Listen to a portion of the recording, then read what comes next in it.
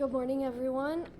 So I know that there's been a little bit of confusion, so I want to clarify everything. And will you make sure that folks receive these documents right now? Yeah, if you wouldn't mind passing them out. So I have two documents to back up everything I'm going to say today. I've always been a straight shooter, particularly when it comes to the budget, and I've always voted my conscience, and I really believe that transparency is the best disinfectant, and facts are friendly. So I'm presenting some facts. The first document I want you all to look at is this one. When we ask, what is the deficit and how did we get here? This is the number that lists every expenditure that adds up to $220 million, which is the exact size of the deficit. So you don't have to wonder if it's 48 or 270 or what is it.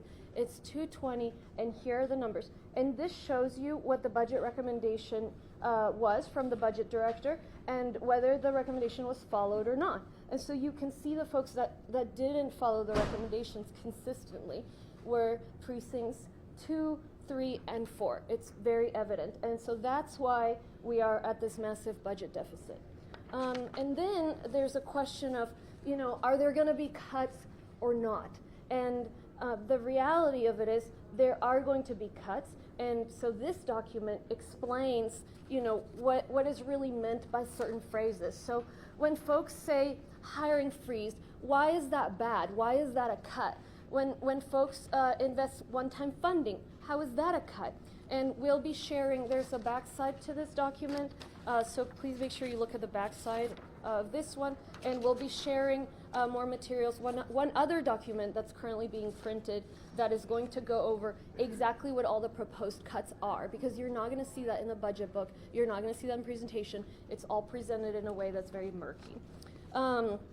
So the popular thing for me to do right now would be to join my colleagues who are popping champagne and saying they reduced the deficit without cutting services, but I can't do that with a clean conscience. So I'm here to give the community a reality check. What this is pandering during election season at the cost to taxpayers. And let me show you why there's evidence of this. There's 3 points. Number one, they're using doublespeak. Number two, they're patching holes with one-time funding. And finally, they're saying one thing and doing another. Doublespeak. As of right now, we're still facing this major deficit. It's a huge deficit. $220 million is not chump change. It's not money you find under couch cushions. And it's not something that you can possibly find without cutting services. All of us are smart people, even those of us that don't know much about finance or budgeting. We know about scams. If somebody comes to you and says, I found $220 million and it was free, I didn't have to sacrifice anything for it, you're going to be suspicious. So don't buy this doublespeak. Instead of calling it removing roles that just happen to be open, they're calling it vacancy control. That's like, it's an invented thing that just kind of sounds nice. Instead of calling it cuts, they're calling it efficiencies. And sometimes they slip a little, like when one of the commissioners said a thoughtful hiring freeze, and then she went back to vacancy control. So it's window dressing, it's putting lipstick on a pig. The second piece that just proves this is political pandering at the cost of taxpayers is that they're using one-time patch funding in their budget solution. So that's smoke and mirrors. The proposal relies on $64 million in one-time funding. So that's revenue that we can only rely on this year, but not next year. And so we may not cut the program this year, but we're going to have to cut it next year. So it's selling a certain property. We're selling it this year, can't sell it again next year. It is a fund that we are draining this year. For example, we are not contributing to our emergency fund this year, but we can't not contribute again next year. So that's one-time funding to pay for multiple things, and it's just not sustainable. So it's just kicking the can down the road so that later we can be in an even harder financial position. And the second piece, this is happening during election season. As election season's ramping up, they may not be telling you this, but the reality is they're cutting programs that are necessary so that they can increase salaries for a politically powerful group without having to go to the voters and answer for it. And that's just simply having your cake and eating it too. But of course, the ones that suffer are the taxpayers. The proposal I'm seeing that they say balances the budget, which is fewer resources for emergency response, longer wait times for court hearings and case processing, cuts to domestic violence response, reentry programs, mental health diversion, and community-based safety initiatives, longer wait time for mental health care for foster youth, cuts to rental assistance and homelessness prevention services, just to name a few. And again, we're printing out that document as we speak. The budget director is also proposing, and this is obviously the pressure that these commissioners have put on there, a hiring freeze. That accounts for at least $25 million of what they're using to patch up the deficit. So a hiring freeze is a cut, and it's not just a cut, it'll affect quality of life. The hiring freeze would make county operations more inefficient. It's a workforce wipeout. So every year in any organization, there's turnover. Somebody retires, somebody finds a job that they prefer, somebody needs to stay home to take care of the kids. So when that happens, those departments are not going to be able to fill the position. That's what a hiring freeze will do. And we have a lot of turnover in a lot of these departments. And so our forensic sciences department, they do the autopsies. If they might have fewer medical examiners to conduct autopsies because they are not paid enough. So we have them leave. Talk about folks that should be paid more. It might take you longer to get an appointment at your public health clinic because fewer people are working there, or in other departments. In general, it will make everything that we do work a little bit less. And so what I want to just ultimately say here is I would like for my colleagues to come clean. I'm not going to vote for a budget that harms services, and residents deserve to know how they're being impacted.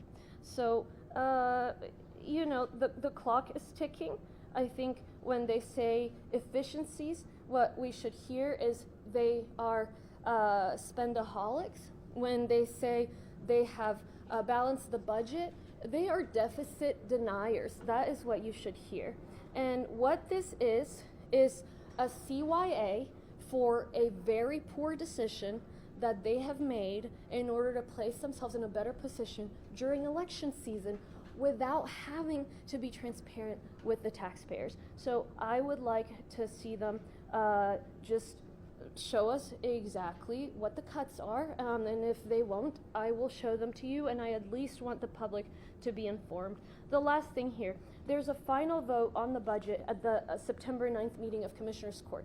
That is 9 working days from now. So we have 9 working days to decide, or for them to decide what cuts they're going to make. And that's when the community really needs to be paying attention, because there are going to be cuts, and we can't just let folks get away for political CYA because they're denying that there is a deficit. So yeah, we'll work to try to make sure that this doesn't harm constituents, but frankly, it's impossible. So let's at least be honest about it. So let me repeat in Spanish, and then I will take questions. Bueno, en español sé que ha habido mucha confusión acerca de cuál es el déficit, cuánto es el presupuesto, si hay recortes o no. Entonces quiero clarificar con números y con evidencia. La primera pregunta es, bueno, ¿cuánto es ese déficit? Son 220 millones de dólares. ¿Y cómo sé que son 220? Bueno, porque hemos creado este documento, y ahí se ven todas las recomendaciones, las propuestas que han venido a la Corte de Comisionados durante el último año, y la recomendación del director de presupuesto. Y aquí se ve quién ha seguido la recomendación y quién no ha seguido la recomendación. Entonces, como ven en rojo, los que no han obedecido la recomendación del director profesional de presupuestos son los precintos 2, 3 y 4. Y al no seguir esas recomendaciones han creado un déficit de 220 millones de dólares. Bueno, entonces luego decimos, ¿y cómo vamos a solucionar ese déficit? Porque han dicho que ya está totalmente neutral el déficit, ya hemos podido arreglar el presupuesto, no hay problema y no hay recortes. Bueno, eso no es cierto, porque finalmente es utilizar palabras un poco vagas para tomar atención o evitar atención a los recortes que existen. La realidad es que cuando hablan de congelación de ciertas posiciones, lo que están haciendo es terminando ciertas posiciones. Cuando hablan de ciertos fondos, no son fondos que existen de año tras año, sino solamente este año. Entonces, bueno, voy a explicar un poco aquí. Finalmente, es más como una estafa lo que está sucediendo. Todos somos inteligentes. Imagínese usted que llega una persona y le ofrece 220 millones de dólares. Y usted dice, ¿pero de dónde salieron esos 220? Y esta persona le dice, ¿sabe? No, o sea, han salido de la nada, no tiene que sacrificar nada, aquí están los 220. Bueno, usted naturalmente se va a sentir sospechoso, obviamente no le va a creer a este individuo. Es lo que están diciendo ahora los comisionados. Están diciendo que han logrado encontrar 220 millones de dólares en el presupuesto del condado sin hacer ningún recorte. Entonces, bueno, el sentido común dice que eso no es posible y todos sabemos que lo primero que hay que hacer es seguir nuestro sentido común. Entonces, es finalmente cubrir las apariencias. Y quiero explicar aquí las tres cosas que están haciendo que son evidencia de que esto es simplemente resultado de la temporada de elecciones. Están entrando ahora a la temporada de elecciones, le quieren subir el salario a un grupo muy poderoso políticamente y no quieren tener que enfrentar a los ciudadanos del condado Harris. Tres puntos de evidencia. Número uno, esas palabras que intentan cubrir apariencias. No hay balance presupuestal sin recortes, desafortunadamente. Pero están usando ciertas palabras, por ejemplo, están usando la palabra eficiencias, cuando realmente quieren decir recortes. Lo segundo, están utilizando fondos que son financiación única. Por ejemplo, ventas de propiedades. Si vendemos esas propiedades este año, no se pueden vender nuevamente el próximo año. O ciertos fondos de los cuales podemos recortar este año, pero no podemos recortar nuevamente el siguiente año. Como por decir un ejemplo es el fondo de emergencia. Este año no vamos a contribuir al fondo de emergencia, lo cual a mí no me parece. Pero no podemos nuevamente no contribuir al próximo año, sabiendo que vienen huracanes, etcétera. Entonces, el utilizar estos fondos únicos para proyectos que existen año tras año, simplemente es una estafa y es patear el bote, porque van a tener que eliminar esos programas el año que viene. Finalmente, todo esto está sucediendo durante la temporada electoral. Llegamos aquí porque le querían aumentar los salarios a los policías, lo cual está muy bien y yo apoyo, pero hay que hacerlo de una manera sostenible. Y lo que han hecho es no quererle preguntar a los ciudadanos, a los votantes, si ellos son partidarios de este incremento al salario. Entonces, ¿qué es lo que vamos a ver con estos recortes que están proponiendo? Y no es claro en la presentación que va a hacer el director de presupuesto. Obviamente, él recibe mucha presión de estos políticos, ni tampoco las conversaciones de ellas, pero sí hemos presentado la evidencia en estos documentos. Van a haber menos recursos para la respuesta de emergencia. Van a haber tiempos de espera más largos para audiencias judiciales y procesamiento de casos. Van a haber recortes en la respuesta a la violencia doméstica, programas de reintegración, desvío de salud mental, iniciativas de seguridad basadas en la comunidad. Van a haber tiempos de espera más largos para la atención de salud mental para los jóvenes. Van a haber recortes de programas de asistencia de alquiler y prevención de falta de vivienda. También están proponiendo una congelación de contrataciones, lo cual es realmente una reducción de personal. En cualquier organización se retira gente o consiguen otro trabajo, tienen un niño, se tienen que quedar en casa a cuidar al niño. lo que esto significa, por ejemplo, si un médico en uno de nuestros programas, el médico forense, por ejemplo, que está encargado de las autopsias, es un servicio que provee el condado, se fuera a retirar o conseguir un trabajo que pague más, no podríamos contratar un reemplazo. Y eso es lo mismo en todos los otros departamentos. En general, esta congelación va a hacer que todo lo que hacemos en el condado Harris funcione un poquito menos. Entonces, yo no voy a votar por nada que dañe servicios. No he creado este déficit, pero sí creo que el mejor desinfectante es la luz del día, la transparencia. Entonces, me parece que todos merecen saber si es que los comisionados van a llevar a cabo todos estos recortes. Bueno, merecen ustedes saber cuáles son los recortes. Tenemos 9 días de trabajo laborales de hoy a que se pase el presupuesto. Entonces, en estos 9 días puede usted contactar a su comisionado, decirle cuáles son prioridades suyas y recordar que finalmente van a haber recortes, y si eso es lo que va a suceder, al menos sepamos y informemos lo que está sucediendo. Y bueno, para mí ellos finalmente lo que están haciendo es incapacitando el condado y negando el hecho de que hay un déficit. I'll take some questions now. Judge, I noticed looking at the two versions of the budget proposal, the major difference in the most recent one was there was about $22 million coming out of a general administrative fund. Do you know anything about that? What is that fund for, and what is that money usually paid for? Yeah, do you remember that one, Julia? $22 million coming from a general administrative fund? Yeah, it's basically it's basically just the county offsets. Is what it is. Okay. It's additional county. Oh, okay. Yeah. So it's additional cuts to various countywide programs. So a lot of it, like you'll see the way it's listed, it's like additional department efficiencies, additional countywide efficiencies, and so the question is, okay, from which department, and what does that department usually do with that money? So for example, some of that money is, well, normally they use that for trainings. Okay, well, don't we need trainings? So those were the conversations I had with the budget director yesterday. And that's why I'm asking, because the buckets are so vague that even I don't have that document in front of me, but we will produce it later. Yeah. Commissioner Ramsey said a balanced budget will be presented from the budget office today. Do you believe that to be the case? So, you can, there is a proposal that generates $220 million. However, that $220 million doesn't come out of thin air. It comes from cuts.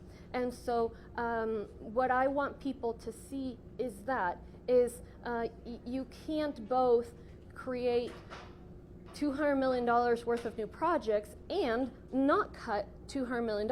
I mean, that's what shopaholics do. So ultimately, the budget director will present a proposal, and then we will see who votes for it on September 9th. And so the questions we should be asking right now is, let us know in that proposal what Commissioner Ramsey is calling a balanced budget, which if passed would be a balanced budget.